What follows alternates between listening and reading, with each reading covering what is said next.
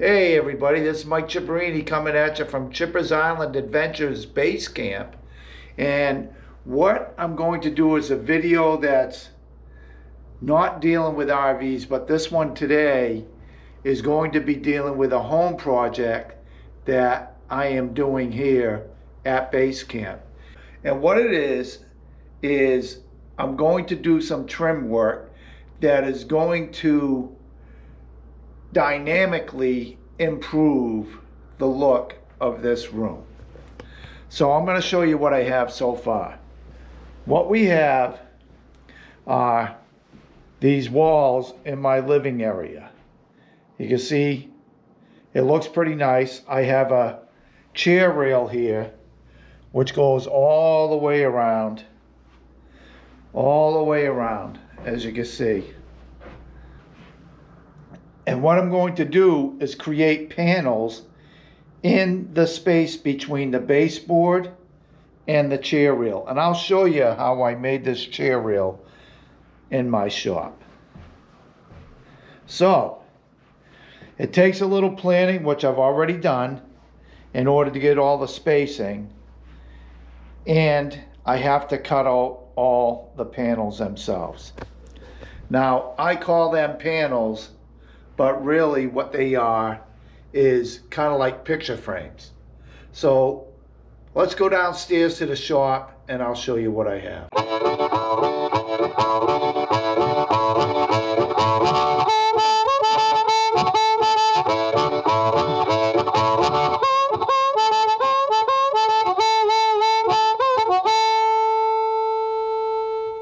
Okay, so welcome to my shop. This is where I do all my woodworking and anything pertaining to renovation or wood projects and pretty much everything under the sun. Anyway, here in my shop, what I have is a lot of good equipment that I've accumulated over the years. You can see I have a nice table saw, and you can see I have some frames already done. I've already completed these frames, but I'm going to show you how to make them and what I use to make them. And continuing on in the shop, you can see what I call my extension, where I have a router, a bandsaw, a joiner, and a sander over here. It's a little messy, but it is a shop. And here you can see the product that I'm going to be using for these frames. So let's go ahead and talk about first the chair rail. Now the chair rail is actually made of 2 pieces of wood. And what I do is I take a 1x4 piece of wood, which is really 3/4 of an inch, and I plane it down a little bit so it's in between a 1/2 inch to 3/4 of an inch. Then I go ahead and I route it. So here, looking at the profile, you can see I routed the edges. And then I take this bed rail and I overlap that over that 1x4 and center it. And it gives a really nice profile. So what I do is I go ahead and put these 2 pieces on the wall, paint them up, and it looks really, really nice going across the room. However, today I'm working on the frames. So what I use is something that they call base cap, I believe is what it's called.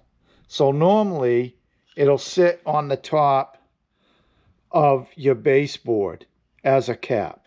So if this baseboard was on the bottom of your wall, and then you go ahead and add this piece on top, and it's a nice decorative finish. But what I'm going to do is cut a bunch of these up and make these frames, as you can see here. Now these frames have already been made, and what I have to do now is go ahead and paint them before I mount them. It's a lot easier to paint them in place. I go ahead and wood putty the holes that I made, nailing them. As you can see here, these holes haven't been wood puttied yet. However, these frames, which are smaller, are going to go under the big window in that living area. And these holes have been plugged already.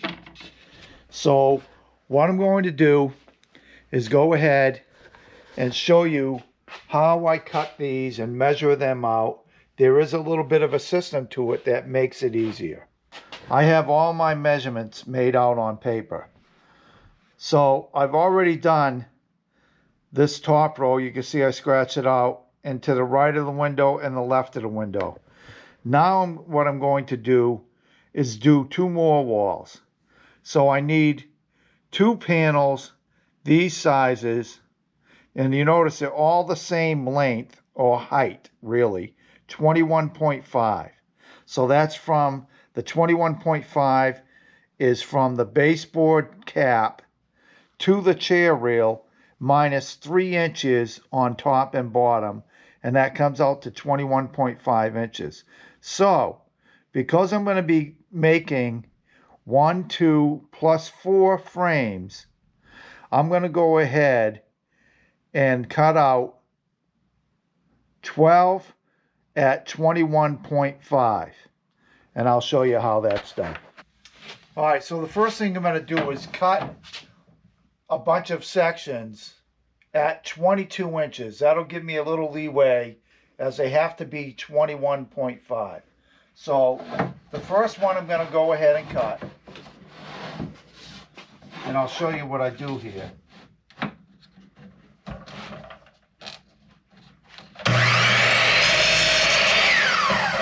So this is 22 inches, and when I finish it, it'll be perfect.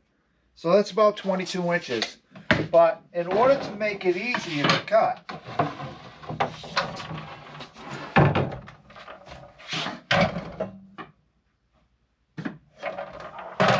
I'm going to go ahead and take this piece and use it as a stop or a block.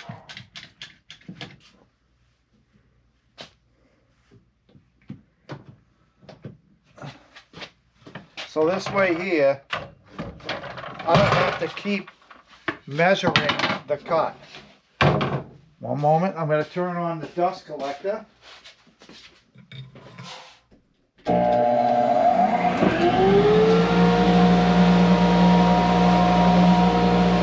Now what I can do is, just by pushing up against the stop, I can quickly make cuts.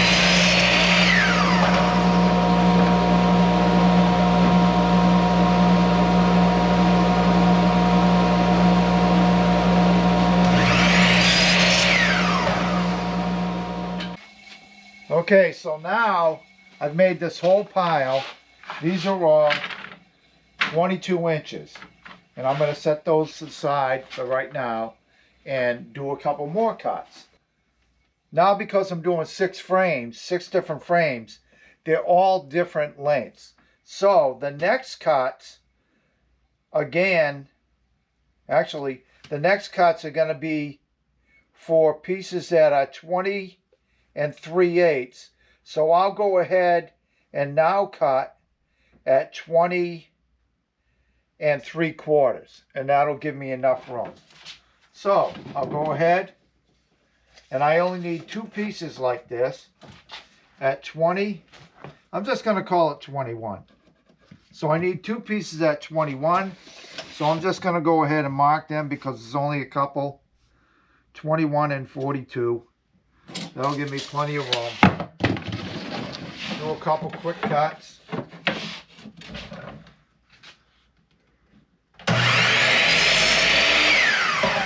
There's one.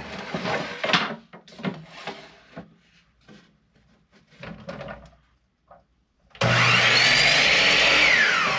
there's 2. Now I'll go ahead and mark these. I'm going to start marking these. This is A, B, and C. So these are going to be 20 3/8. So I'm going to mark these A. Then I know where they go. So there's 2 more. And I'm going to continue going ahead and cutting these to the proper length. And then we'll get down to mitering the edges so that we can put it all together. Okay, so now I have all my heights and lengths cut. And what I did, these are my heights. Those are all the same for all the panels. And then these are the different lengths. So you can see I've marked it A, B, and then I have a big pile over here that, as you can see, I've marked these all C. So that way there, I know which lengths go. I don't get them mixed up. So now what I have to do is I need to miter all of these. But I can do one end real quickly. And I'm going to show you how we do that right here. And I can just go right through the whole bunch of these and do one end, and it's not an issue. First, I'm going to turn on the dust collector. I'm going to go ahead and adjust. I've gone ahead and adjusted my miter saw to 45 degrees. And now I'll start. I'll start with the height ones first.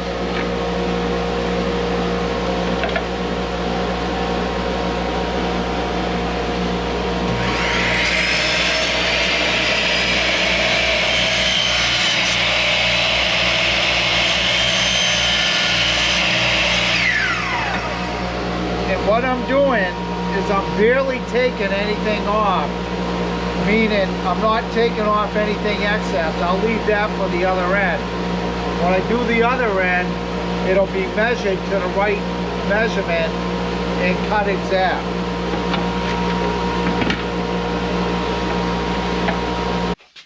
So now we get to the hard part.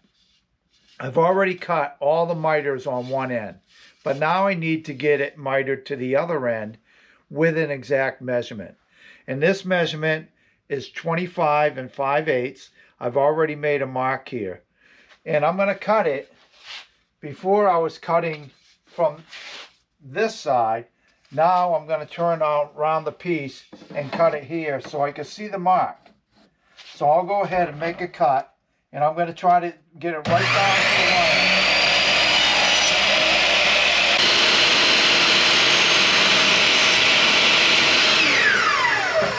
Now that's a good length, but what I need to do is make a stop here so that I get the same length every time. And I got to put this on very carefully so I don't move what I've cut.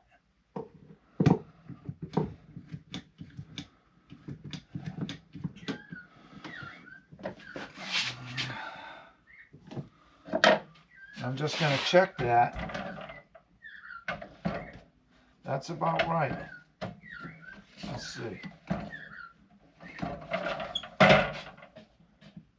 Yeah, that's good.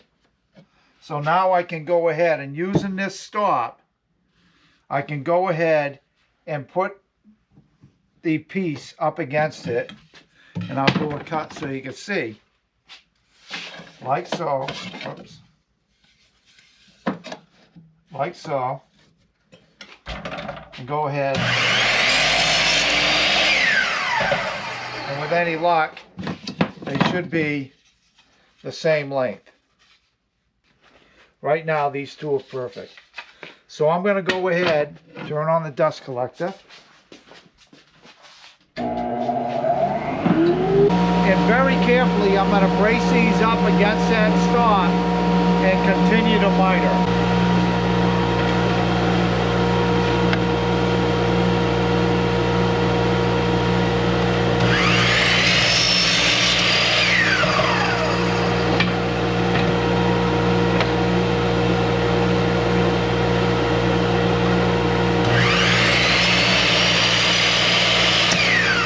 All right, so I have now mitered both ends of all the pieces. I just finished these ones, as you saw. So I have one pile here. These are all the heights. And then I got a set of widths, and then a bunch of widths over here. And all of them are double mitered, meaning they're mitered on both ends, as you can see. All right, so I've gone ahead and set up a workstation. And what I have here, I have 4 pieces that I'm going to frame up. But I have this jig that I can use. And I'm just going to make sure these are not marked. If they're not marked, that means it's a height. And this, you can see this is marked with an A, whereas the other one has no markings. So, using this jig, you can see I can line these up pretty well, like so, and glue them, and then nail them. So, I have a little cup of glue. I'm going to go ahead and apply some glue here. And you apply it fairly liberally because you want to be able to, if you have to, you can wipe it off after.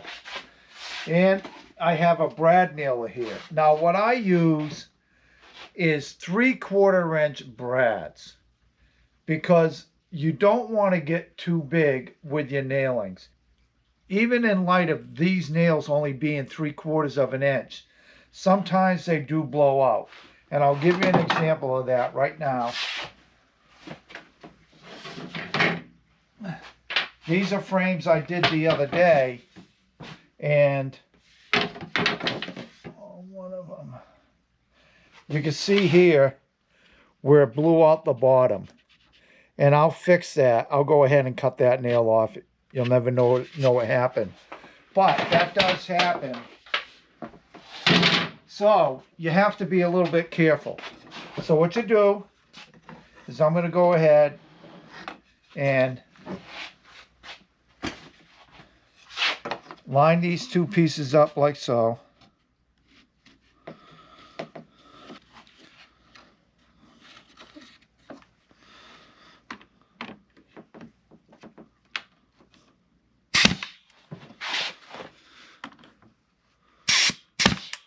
You only need a couple nails to hold it together because you do have glue in there as well. Now you can also, if you want, you don't need to use that. As long as you are able to get the nails in there. So I'm going to go ahead. I want to make sure this is the right side. So this is going this way. I'm going to put some glue on there.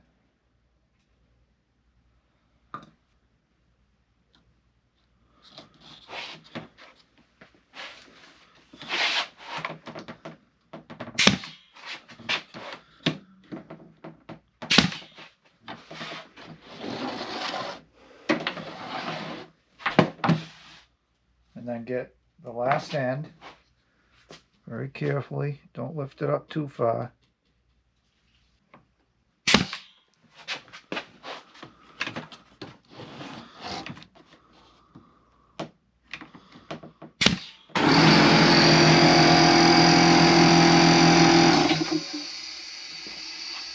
So, there's one frame done.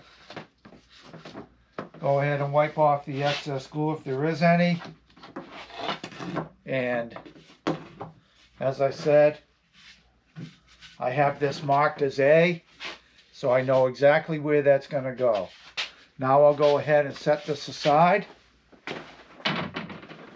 and I'll continue assembling all the frames that I have here. Alrighty, so I have all the frames all glued up. You can see that this one here is smaller because that is on one side of my deck door. Then the one below it is a little bit bigger, and that's on the other side of my deck door. And then you got 4 more that are going on a wall equally across. There's only one panel on one side of the door, one panel on the other side of the door. Let's go with the next step. That is, I'm going to go ahead and let this dry. And meanwhile, I'm going to fix any mistakes on the other ones, like that nail that was sticking out. I'm going to take care of that right now. Along with the next step will be to give those a light sanding and paint them. I want to paint them before they hit the wall because it's just easier. So, for now, I'm done down here, but we will continue this project. As I've said, this is going to take place over several days, but I think you'll really like the effect that these panels will give on the wall when it's all done. So, the next step, like I said, is letting this glue dry on the panels I just nailed up, or the frames I should say, and also to go ahead and touch up and fix any mistakes that are on the other frames that I've already made. So that's it for now.